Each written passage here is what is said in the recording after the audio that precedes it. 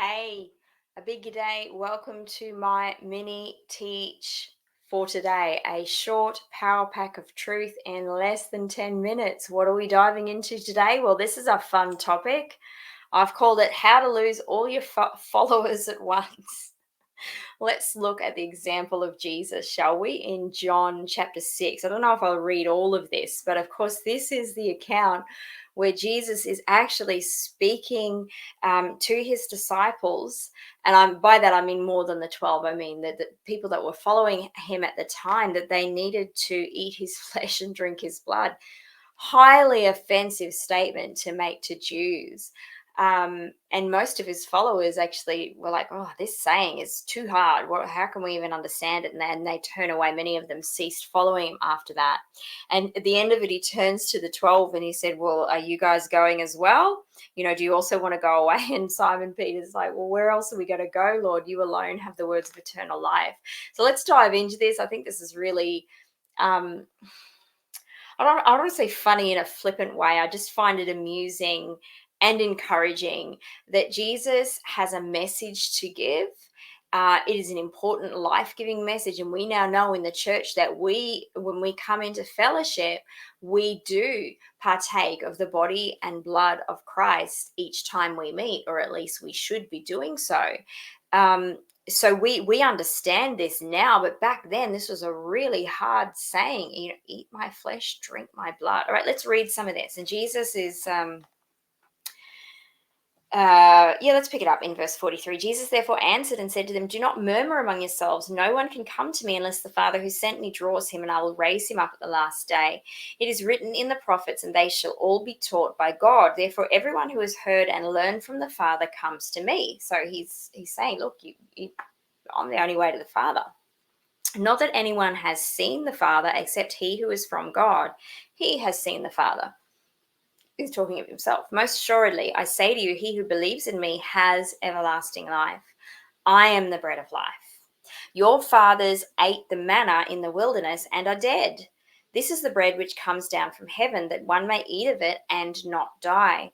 I am the living bread which came down from heaven. If anyone eats of this bread, he will live forever, and the bread that I shall give is my flesh, which I shall give for the life of the world. So realize here that what he's saying is so offensive to the Jews. He's like, that manna, what you were eating in the wilderness? That was me. I am the bread of life. And those who ate that died. Like those who ate it died. But if you eat of the flesh, if you eat my flesh, and he goes on to say it, I'll read it in a moment, you will have eternal life. And at the time, what are you talking about? The concept of the life beyond the grave was quite a limited, something that had a limited understanding. Certainly in this first century era, a Hebraic understanding of the afterlife is a lot more limited before the cross. So they're like, what are you talking about? That we're going to live forever by consuming your flesh. Let's drop down. As it says, the Jews quarreled amongst themselves. How can this man give us his flesh to eat? And Jesus said to them, most assuredly, I say to you, unless you eat the flesh of the Son of Man and drink his blood, you have no life. And could you imagine how offensive? I mean, it sounds really confronting now. It's just like, you're talking about cannibalism. What? I mean, they can't touch dead flesh. They know that they become unclean according to the law of Moses. They certainly can't drink blood. That's absolutely forbidden. And this must have been such a mind-bending concept. This must have literally broken their brains, not to mention being highly offensive. So he says, whoever eats my flesh and drinks my blood has eternal life, and I will raise him up at the last day. For my flesh is food indeed, and my blood is drink indeed. He who eats my flesh and drinks my blood abides in me, and I in him. As the living Father sent me, and I live because of the Father, so he who feeds on me will live because of me. This is the bread which came down from heaven. He's like, I'm the bread. Not as your fathers ate the manna and are dead. He who eats this bread will live forever. Now, imagine how this must have seemed to first century Jews, to his disciples, to the 12. It's like, oh my goodness, we have to eat him. Simon Peter, we have to eat his flesh and drink his blood. We do not understand. We know he's got the words of eternal life, but we do not understand. Oh my goodness. And of course, you read later on in the text that the majority of them just walked away. Now, Jesus didn't change his message. And I want this to be an important message to you. Sometimes we get given messages from God. I'm not talking about talking on our own, off our own bat, or from our own steam, or under our own convictions. Like, if the Lord gives us a message to convey and it's hard for others to hear, we have to understand we're not here. And I know for myself personally, having an online ministry, I'm not here to tickle people's ears.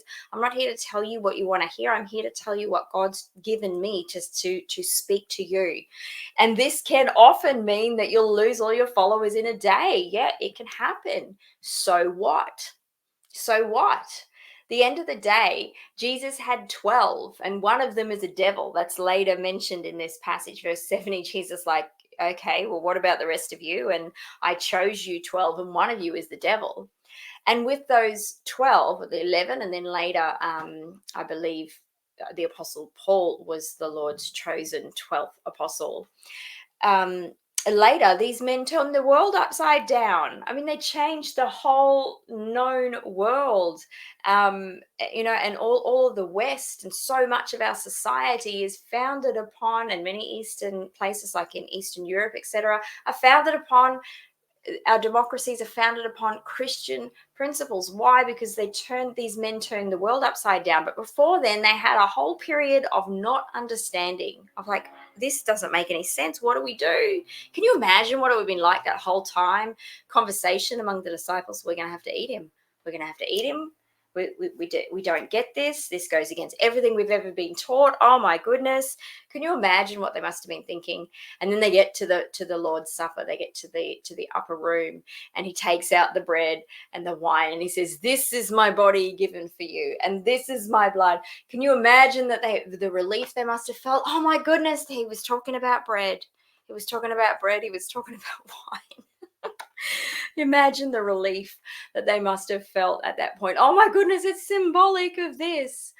But the truth of the matter is, we do need to eat the flesh of Christ and drink his blood, symbolic in the bread and the wine, so that we have eternal life. And communion is a really important thing. Let me know in the comments your view of communion, because it's quite a divisive issue. We celebrate it, commemorate it, whatever you want to say differently in Roman Catholicism and Eastern Orthodoxy. And there's all kinds of iteration in Protestant circles. So yeah, let me know what you think the significance of communion is.